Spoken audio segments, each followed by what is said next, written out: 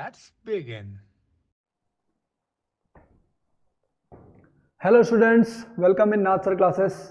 I hope कि आप लोगों की पढ़ाई बहुत अच्छी चल रही होगी। तो आज का जो हमारा चैप्टर है एसिड बेसिस एंड सॉल्ट्स, जिसमें हमने सॉल्ट से पहले का मतलब एसिड बेस, उसके क्या क्या रिएक्शंस हो सकते हैं, वो सारी चीज़ें अभी तक हमने कवर कर ली हैं, अच्छे से उसको समझ भी लिया है और पढ़ भी लिया है। तो आज का जो हमारा टॉपिक है वो है सॉल्ट। हम लोग सॉल्ट को स्टार्ट करते हैं। सॉल्ट, और सॉल्ट में सबसे पहली जो चीज़ है वो मैं आपको ये बताना चाहूँगा कि सॉल्ट आए कहाँ से। तो ये जो सॉल्ट्स आ रहे हैं आपके, ये आ रहे हैं आपके ओशन से। मेन जो सोर्स है सॉल्ट्स का वो है ओशंस, और ओशन में आपके पास कुछ थाउजेंड्स ऑफ सॉल्ट्स जो हैं वो मिलते हैं। थाउजेंड ऑफ सॉल्ट्स जो है आपको ओशंस में मिलते हैं। उसमें जो मोस्ट इंपॉर्टेंट है, और आपको पता है कि ये जो सॉल्ट्स हैं, जब ये एक कहीं पे क्रिस्टलाइज मतलब एक तरीके से क्रिस्टल डिपॉजिट बना लेते हैं, जब क्या बना लेते हैं, ये क्रिस्टल डिपॉजिट। तो जब ये कहीं पे क्रिस्टल डिपॉजिट बना लेते हैं तो उसको हम लोग बोलते हैं रॉक सॉल्ट। क्या बोलते हैं हम लोग उसको? Rock salt.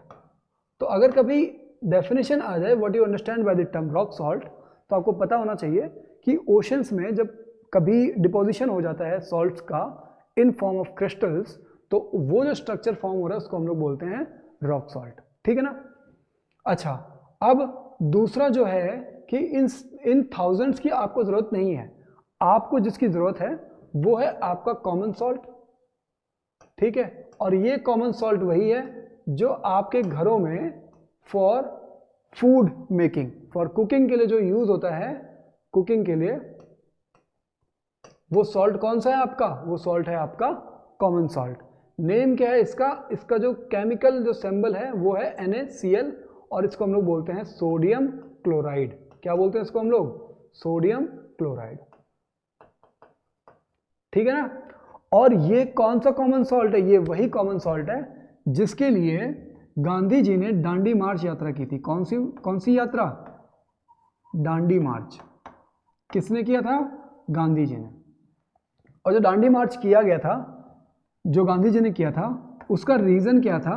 क्योंकि अगर आप लोग ये सोचो कि गांधी जी ने कोई यात्रा की है, मतलब कोई ऐसा इशू है जो कि गांधी जी ने रेज किया है, तो अगर आप ने हिस्ट्री अगर पढ़ी हुई है तो गांधी जी जिन जिन चीज़ों को लेकर के आए हैं वो काफ़ी इंपॉर्टेंट चीज़ें होती थी। मतलब एक तरीके से उसका एक बैकग्राउंड क्रिएट करना पड़ता था उनको पहले।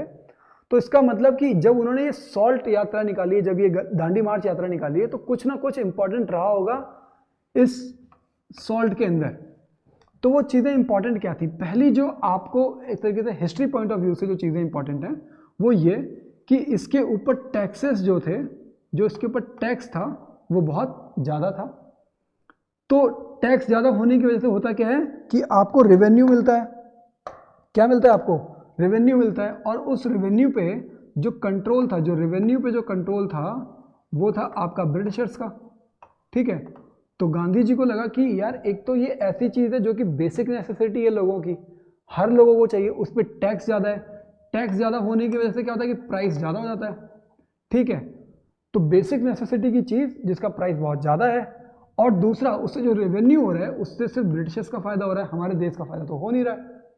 तो उन्होंने क्या किया, फिर उन्होंने दांडी मार्च यात्रा निकाली जिससे कि जो कॉमन पर्सन है उसके पास भी एक सही सॉल्ट सही कीमत पे पहुंच सके। आ रही है बात समझ में? क्योंकि अगर किसी चीज़ का प्राइस हाई होगा तो होगा क्या कि मार्केट में, मतलब सोसाइटी में जो कम मतलब एक तरीके से कम वेजेस पे जो लोग रह रहे हैं वो लोग उस हाई प्राइस की चीज़ को खरीदेंगे नहीं, और ये तो कॉमन सी चीज़ है जो कि सबके लिए इंपॉर्टेंट है।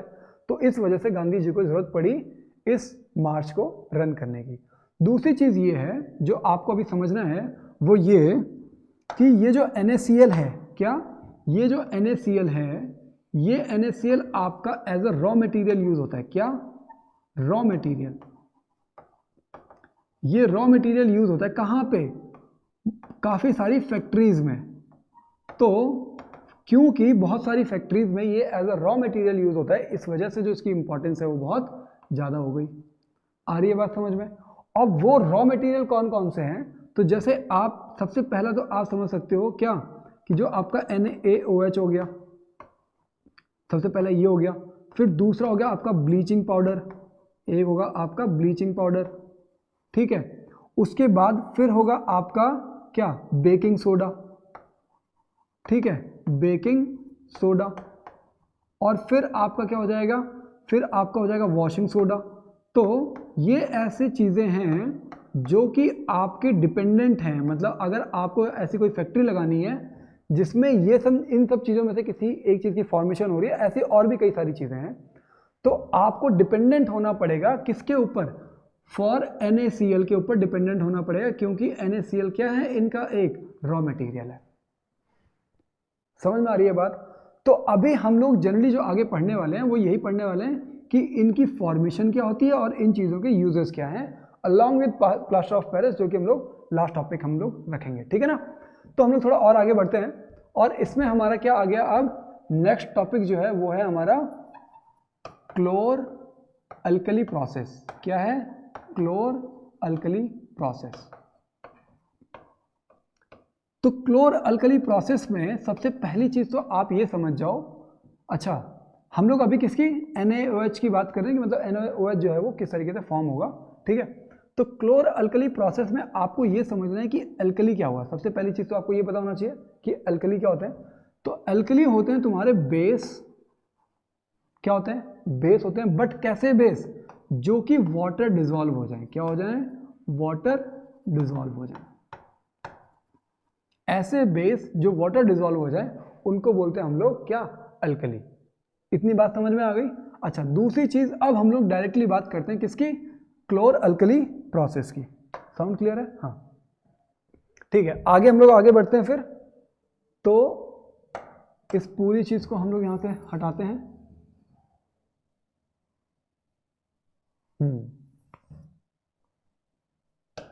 ठीक है। तो क्लोर अल्कली प्रोसेस में हम लोगों को जो ध्यान में रखना है, जैसे जैसे जैसे मैं आपको बता रहा हूँ, बिल्कुल इतने ही आराम से, इतने ही बारीकी से आप लोग इन चीज़ों को थोड़ा समझने की कोशिश करो। जैसे क्या है कि मैंने एक बीकर लिया और इस बीकर में मैंने एक सॉल्यूशन रख दिया, ठीक है। अब आपको एक चीज़ पता है कि अभी हम लोग जो चीज़ें फॉर्म कर रहे हैं वो कहाँ से फॉर्म कर रहे हैं, NaCl से फॉर्म कर रहे हैं, ठीक है। और उसमें जो सबसे पहला चीज़ है वो क्या है, वो है आपका क्लोर अल्कली प्रोसेस, ठीक है। तो मतलब ये जो बीकर के अंदर जो सब्सटेंस रखा हुआ है वो एक तो हो गया तुम्हारा NaCl, क्या हो गया तुम्हारा, NaCl, ठीक है। और इसमें मिला हुआ है तुम्हारा क्या, H2O, मतलब वाटर। तो जब ये NaCl में जब वाटर मिल जाता है तो इसको बोलते हैं एक्वस सॉल्ट, मतलब एक्वस NaCl, एक्वस NaCl।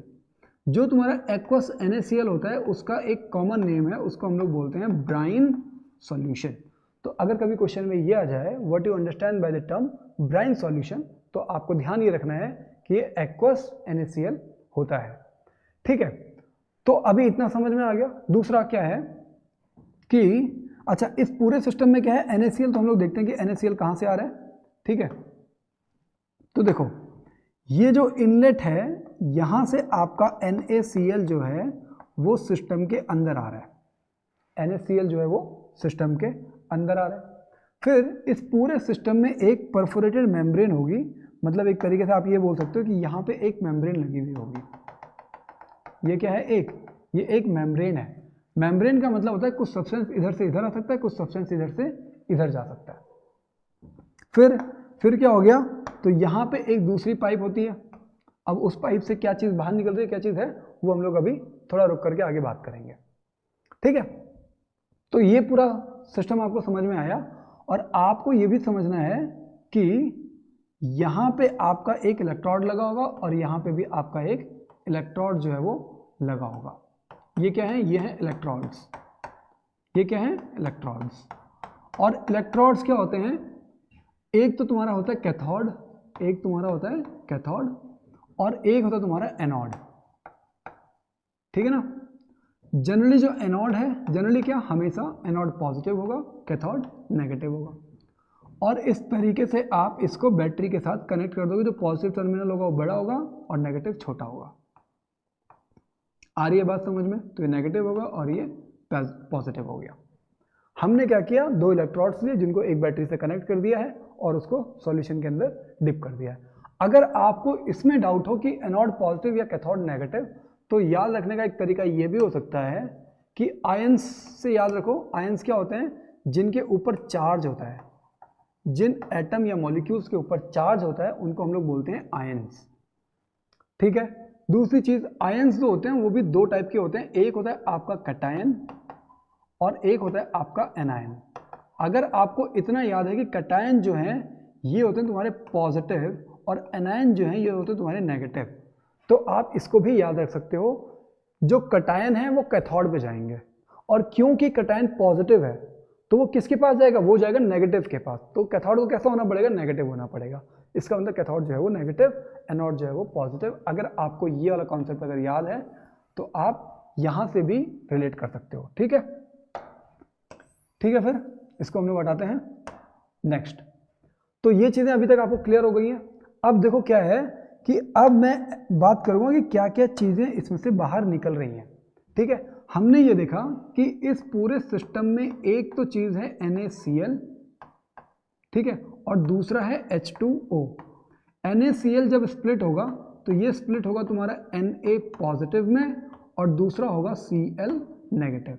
जब वाटर स्प्लिट होगा तो वो होगा H पॉजिटिव में और OH नेगेटिव में।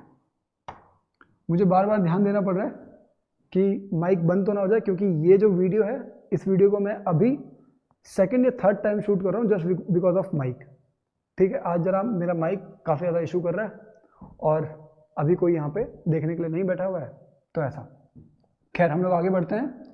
तो ये क्या हो गया, NaCl हो गया, जो कि Na positive and Cl negative में कन्वर्ट होगा, और H2O जो है वो H positive and OH negative में कन्वर्ट होगा। अब देखो क्या है कि अगर मैं NaCl में Cl की बात करूं, मानो कि ये Cl है, ठीक है, तो ये नेगेटिव, क्योंकि ये नेगेटिव है तो ये पॉजिटिव की तरफ चला जाएगा। तो यहां से एक गैस जो है वो इवॉल्व होगी, एक गैस जो है वो इवॉल्व होगी। वो गैस कौन सी होगी, वो होगी तुम्हारी Cl2। क्यों, क्योंकि ये नेगेटिव है तो ये पॉजिटिव की तरफ अट्रैक्ट होगी, तो ये पॉजिटिव से बाहर निकल गई। तो ये तुम्हारा किसका, क्लोरीन का काम तो हो गया। अब ये जो Na है ये पॉजिटिव है और ये इसके साथ जुड़ जाएगा, किसके साथ, OH नेगेटिव के साथ। तो Na पॉजिटिव और OH नेगेटिव मिल करके बना देंगे तुम्हारा NaOH। ठीक है, और ये है तुम्हारा क्या, वो एल्कली। कौन सा, NaOH क्या है, बेस है जो कि वाटर डिसॉल्व हो जाएगा, तो ये है तुम्हारा एल्कली। ठीक है, अब देखो क्या है, क्लोरीन भी निकल गया तो क्लोर और अल्कली भी निकल गया तो अल्कली प्रोसेस। तो मतलब मेजर जो कंपाउंड्स थे, एक तो क्लोरीन और एक NaOH। इतना समझ में आ गया। अब देखो तो ये तीनों चीज़ों का काम तो आपको पता लग गया। अब बचा क्या, आपका हाइड्रोजन। तो हाइड्रोजन जो है वो पॉजिटिव है, तो हाइड्रोजन क्या होगा कि वो हाइड्रोजन इस तरफ में आगे बढ़ेगा और जो तुम्हारा कैथोड है वहाँ से वो क्या करेगा, बाहर निकल जाएगा। तो यहाँ पे जो गैस निकल रही है वो है तुम्हारी H2 गैस, मतलब हाइड्रोजन गैस। तो अब देखो, अच्छा, ये पूरा सिस्टम है किसका, क्लोर अल्कली प्रोसेस में क्या होता है। तो ये पूरा आपने समझ लिया क्लोर अल्कली प्रोसेस में क्या होता है। अगर एक सिंपल सी डेफिनेशन में इसकी बोलूं तो ये हो सकता है कि process in which we do electrolysis of what, brine, to form NaOH along with chlorine, NaOH near the cathode and chlorine at anode। ठीक है, and hydrogen gas is also form during this process at cathode. इतनी बातें समझ में आ गई। तो ये चीजें आपके लिए क्या हो गई, इंपॉर्टेंट हो गई। अब हम लोग इस ये पूरा अगर आपने समझ लिया तो हम लोग अब आगे बढ़ते हैं। ठीक है, हाँ, अच्छा, इसमें एक चीज हमारी रह गई है समझने के लिए, उसको जरा दोबारा समझाता हूं मैं आपको।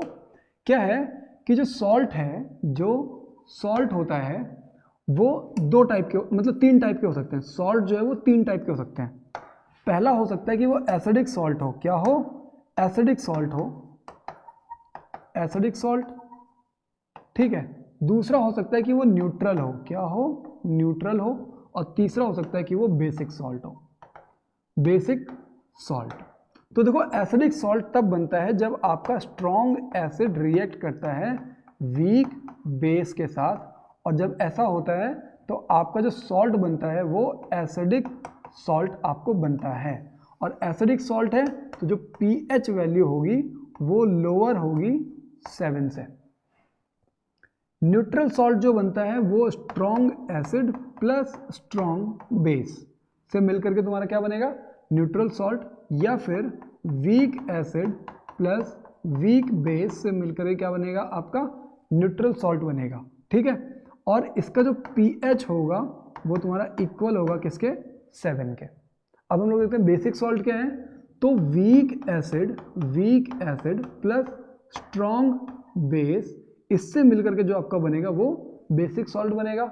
इसमें जो आपकी pH वैल्यू होगी वो ग्रेटर होगी किससे, 7 से, जो भी सॉल्ट आपका वहां पे फॉर्म हो रहा है। आ रही है बात समझ में? तो ये था, इसमें रह गया, बाकी सारी चीज़ें हमने अच्छे से पढ़ ली हैं। तो ज़रा आपके जो नोट्स हैं वो यहाँ से आप अपने नोट्स जो है वो प्रिपेयर कर सकते हो। ठीक है, तो ये सारी चीज़ें मैंने आपको अच्छे से एक्सप्लेन कर दी हैं। मैं इसमें देख रहा हूँ अगर कोई एक दो पॉइंट अगर छूट गए हों तो मैं उसको आपको दोबारा एक्सप्लेन करूँगा। अदरवाइज कि ये जो जैसे ये रॉक सॉल्ट हो गया, ये NaCl की फॉर्मेशन किस तरीके से हो गई, कहाँ पे ये मिलते हैं, किन किन कौन से ऐसे कॉमन कंपाउंड्स हैं, या फिर जो केमिकल्स हैं कॉमन केमिकल्स जो कि सॉल्ट से ड्राइव्ड होते हैं, ये सारी चीज़ें मैंने आपको अच्छे से पढ़ा दी हैं। आप क्या करोगे, वीडियो को पॉज करो, फिर इसको नोट डाउन करो, आपके लिए फिर और आगे कर दिया है, फिर से पॉज करो, फिर आगे नोट डाउन करो, और जो क्लोर अल्कली प्रोसेस है उसकी भी डेफिनेशन यहाँ पे आपके लिए लिख करके रखी हुई है। क्या, electrolysis of aqueous solution of sodium chloride called brine is what, chlor alkali process. ठीक है, किस चीज़ के लिए, फॉर्मेशन ऑफ सोडियम हाइड्रोक्साइड। ध्यान रखना क्लोर अल्कली प्रोसेस में दो चीज़ें फॉर्म होती हैं, एक तो क्लोरीन गैस और दूसरा sodium hydroxide which is an alkali. तो ये रिएक्शन हो गई, ये सारी चीज़ें हमने समझ ली हैं। और ये भी मैंने आपको बता दिया कि क्लोरीन गैस जो है वो एनोड पे होगी और जो हाइड्रोजन गैस होगी वो कैथोड पे होगी। देन सोडियम हाइड्रोक्साइड जो सॉल्यूशन है वो तुम्हारा कहाँ पे, कैथोड पे फॉर्म होगा।